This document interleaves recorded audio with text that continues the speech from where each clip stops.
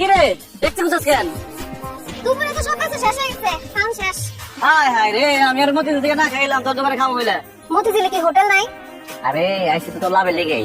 চিন্তা করে দেখলাম তুই মেয়ে মানুষ, আমাকে অনলাইন একটা ব্যবসা করার চেষ্টা করতেছস, তোর একটু সহযোগিতা করি, তোর ভাতের হোটেলে কিছু খাই, তাহলে তোর লাভ হইব।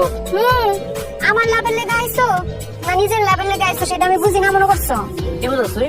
কার কি মতলব আমি সব বুঝি। আর আমি এটাও বুঝছিলাম যে তুমি আমার এখানেই থেকে আইবা, এর লেগা তোমার লেগে আলাদা করে খাওয়ান রেখে দিচ্ছিলাম। আরে ফুলি, সব মানুষের ধান্দা কিন্তু খারাপ না, কিছু কিছু মানুষ আছে ভালো, আমি ভালোর মধ্যে একজন। এটা চোখ দেখলে আমি বুঝি। কি বুঝছ? আমার চোখ দেখে কত কি বুঝছ? কি বুঝছস? বুঝছি আরে কি বুঝছস কবি তো?